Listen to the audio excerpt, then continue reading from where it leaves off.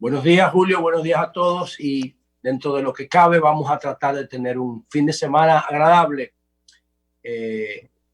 Nada con relación a esto de Vitico. Ayer, en nuestro programa del Showroom Digital, compartíamos con Dani la Antigua, Canita.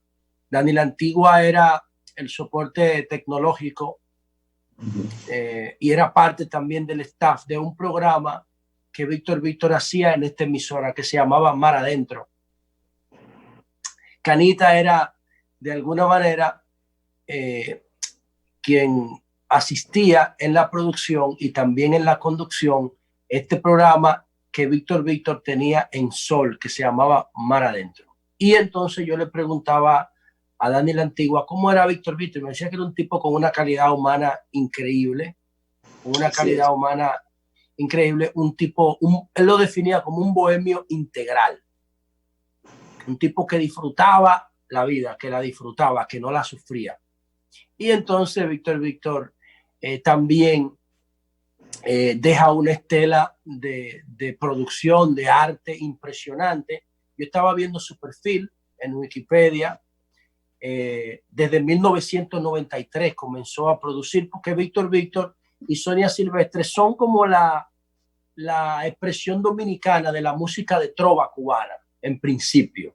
Porque después Víctor, después de la caída del muro de Berlín, abandonó esas posiciones artísticas políticas, pero antes era uno de los más duros. Su primer álbum se llama Álbum Rojo, y eso yo no he escuchado el álbum. Voy a ver si Spotify lo tiene disponible para descargarlo, pero estoy seguro que ese nombre de Álbum Rojo tiene que ver con la posición política de la Guerra Fría, porque el rojo es el símbolo de la izquierda en la época de la Guerra Fría. Y ese Álbum Rojo tiene que hablar de eso. Los otros títulos, José. Chile vive en el 74. Dime, Eury.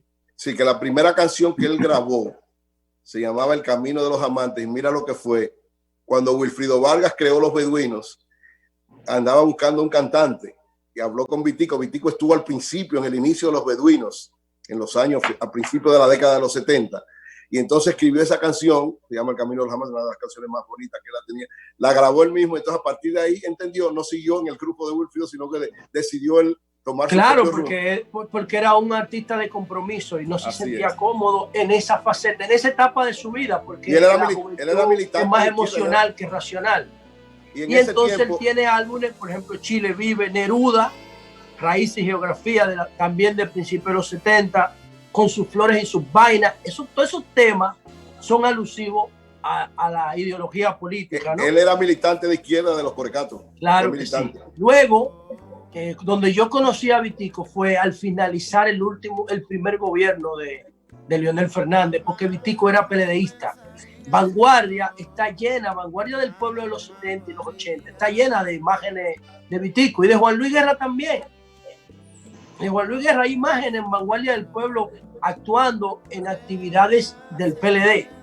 Y él llegó a ser funcionario, creo que ahora murió siendo funcionario. Él fue, José, él fue el primer ministro. No, él no era funcionario. No existía el ministerio. No, pero él renunció. Ganó, él tenía una función encargado de cultura. Bueno, yo sé que él fue funcionario. Pero él renunció, él fue porque funcionario. yo hablé con él sobre esos temas. Él fue funcionario, es cierto. Sí, claro. Y ahora. Pero él había renunciado. Él había renunciado. Él se separó del PLD Él se separó del PLD en el último gobierno de Leonel. Inclusive él formó un movimiento que se llamaba La Multitud, de protesta. Pero luego, hace un par de años, él volvió y se reencontró con el PLD otra vez. Y yo creo que él ahora mismo tenía alguna función pública. Yo no sé bien, eso después lo vemos. Pero él era asesor cultural del presidente. Él renunció como asesor cultural, Leoni. No, él era ahora asesor cultural todavía. Pero él había renunciado y su volvió. Trascendencia como artista, como patrimonio cultural de la República Dominicana, nos queda. Yo le preguntaba a Pavel por ese álbum que se llama del 2006, Bachata entre amigos. Para mí esa es su obra más trascendente, por lo menos a nivel internacional, porque ahí está Serrat, ahí está Fito Páez, ahí está Sabina, ahí está Pablo Milanés, ahí están todos los cantautores hispanoamericanos. Con Silvio él, Rodríguez. cantando bachata. Silvio también está, sí. Y entonces fue un gran aporte de Víctor poner la bachata, poner a todos esos artistas en un contexto de bachata para promover nuestro arte popular. Entonces, nada, nuestra solidaridad con sus amigos, con sus familiares. Y Víctor era un crítico de la forma como se estaba manejando el tema del coronavirus. De hecho, él posteó un tweet el día 5 de mayo, que yo ayer lo reposteé, y él decía lo siguiente, señores, para que ustedes tengan una idea de lo que estamos hablando. Él decía el día 5 de mayo, voy a subirlo aquí, decía él, el 10 de mayo lo publicó, y él decía, él tenía una etiqueta que se llamaba "Pa' joderte la cabeza". Era una etiqueta después de la cual él hacía sus reflexiones. Y el 10 de mayo, él decía, gracias a la apertura de la economía, eso fue cuando empezó el desmonte de la cuarentena. Él decía, gracias a la apertura de la economía, moriremos todos muy ricos. Gracias a la apertura de la economía, moriremos. Era una evidente crítica a la desescalada sin una base científica.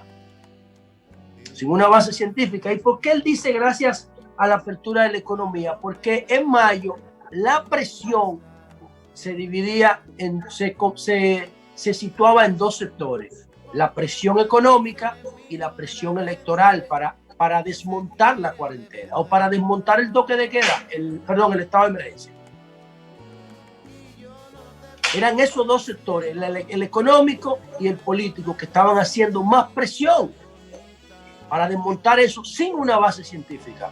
Porque si tú tienes una base científica que explique la cosa, como nosotros intentábamos hacerlo hasta que llegó eso, hasta que después de la primera fase todo se jodió. Y todo obedeció a esa presión de lo económico y de lo político.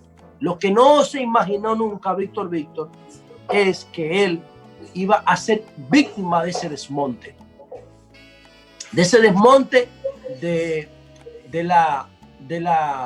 Del confinamiento sin una base científica. Obviamente era una persona ya comprometida en términos de edad, tenía 72 años, y en términos de salud.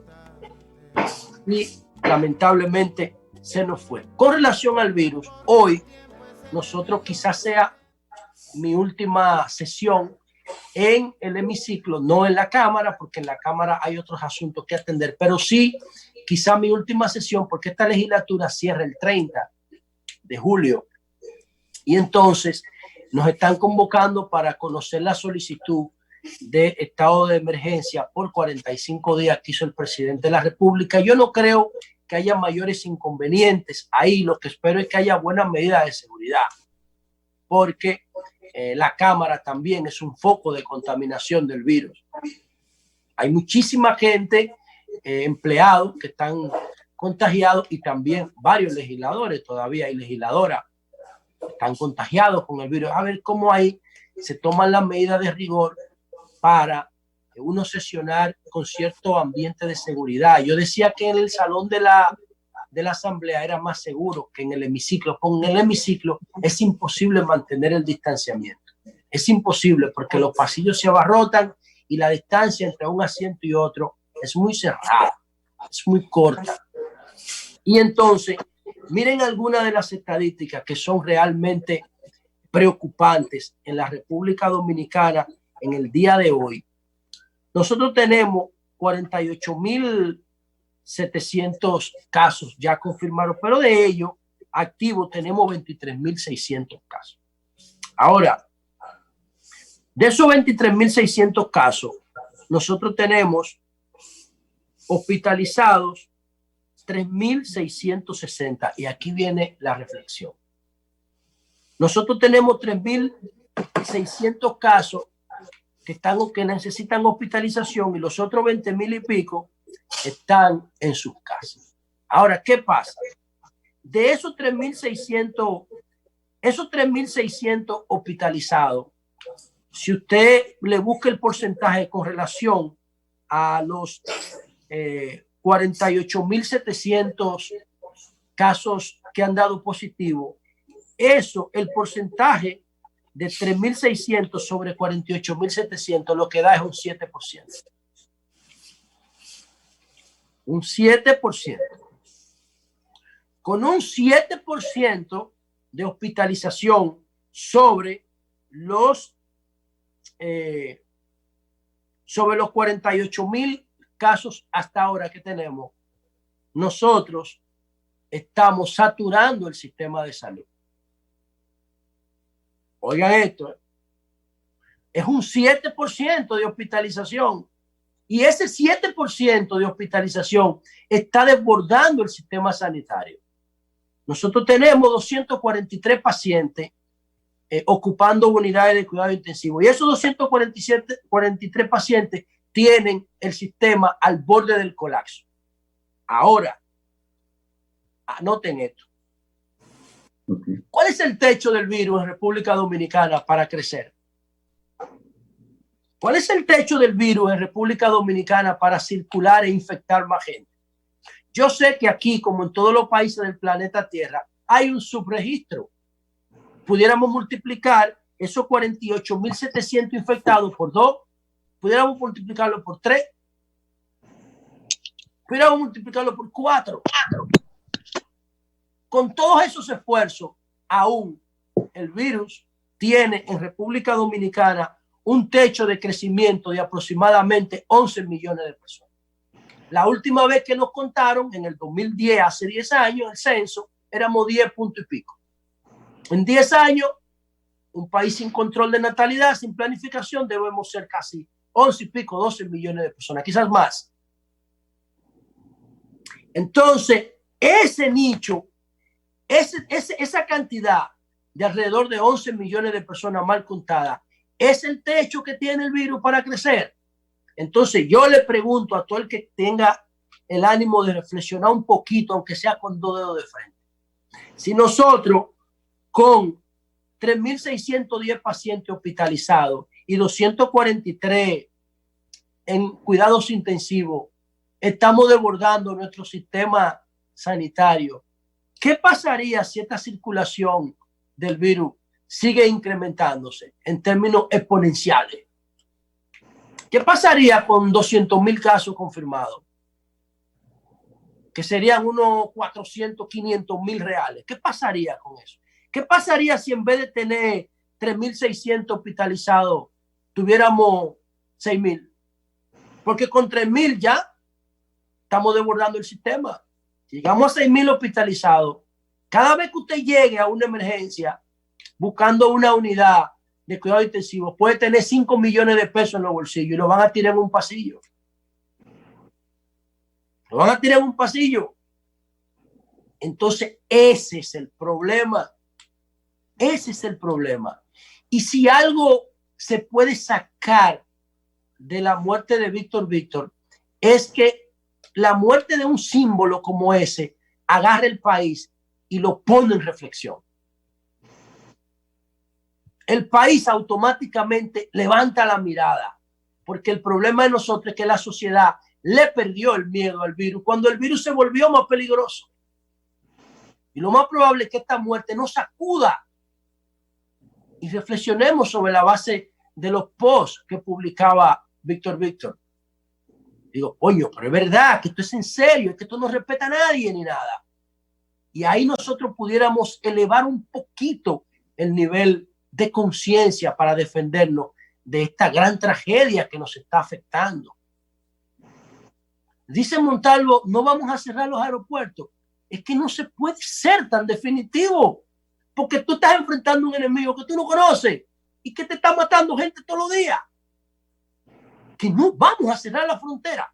¿Pero cómo? ¿En qué te basas para decir eso? ¿Qué te basas para decir eso?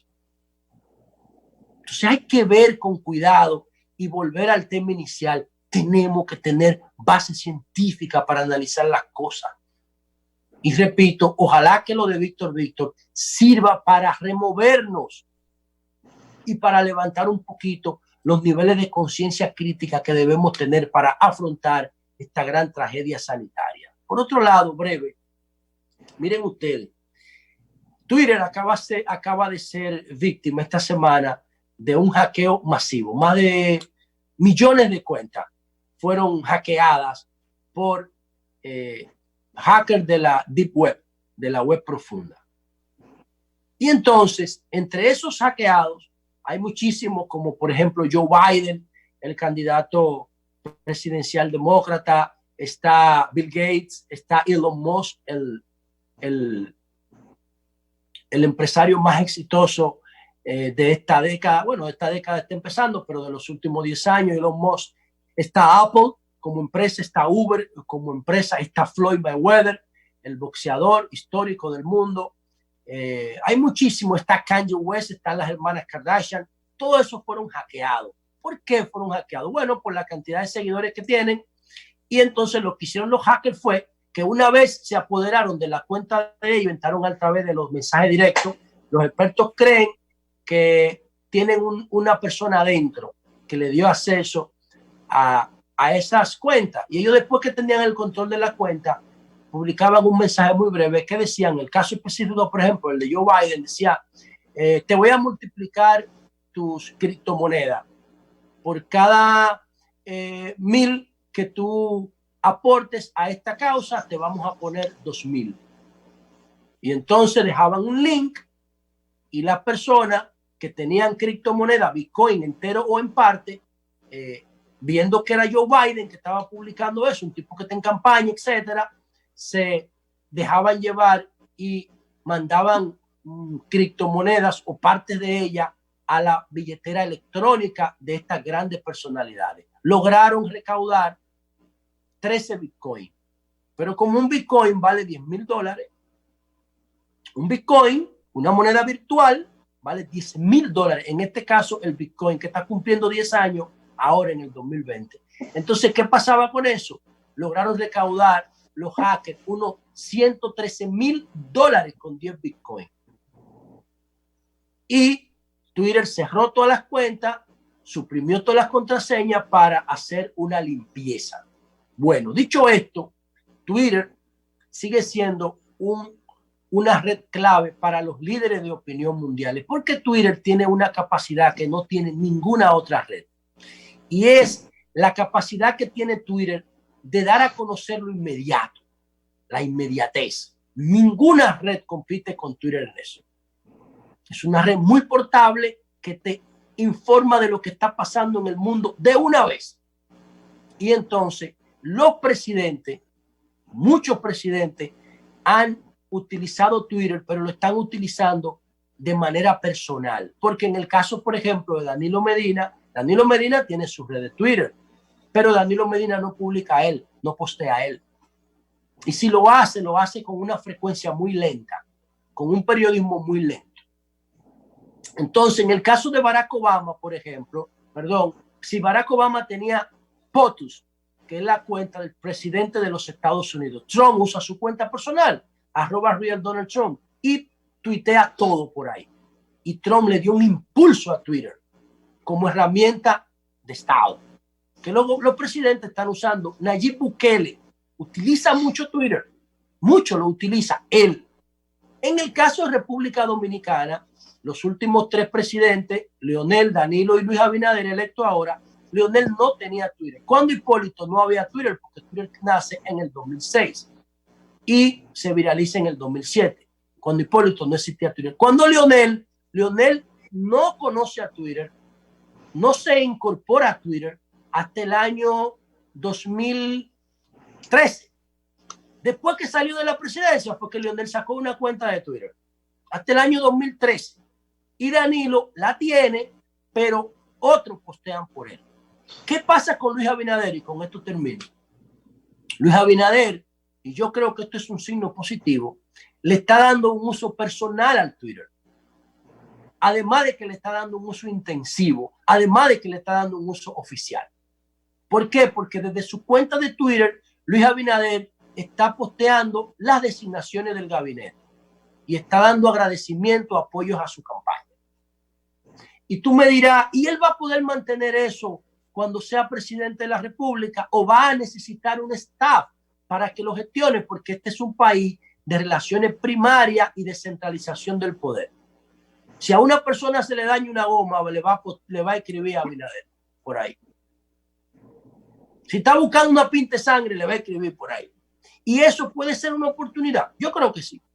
¿Por qué? Porque si Abinader mantiene el contacto del pueblo a través de Twitter, Estados Unidos no tiene esa necesidad porque es una federación de estados, los problemas se manejan localmente. Aquí es un solo estado y todos los problemas van a llegar al despacho del presidente. Pero cuando Abinader se mete en el palacio, eso es una burbuja, el anillo lo va a cerrar. Él no va a saber lo que pasa afuera, a menos que no sea por las redes. Y Twitter pudiera convertirse en una gran fuente de información, no solo para él, sino para todos nosotros, porque el timeline público de Abinader lo vamos a ver, no vamos a ver su mensaje directo, pero los que le escriben sí. Y ojalá que Abinader se mantenga utilizando Twitter con esas tres características. Primero, que lo use para asuntos de Estado. Segundo, que lo maneje él, su cuenta. Y tercero, que la maneje con una periodicidad activa, que la use diario, porque esa sería entonces la principal fuente de información para nosotros conocer la realidad de nuestro país. Cambio y fuera.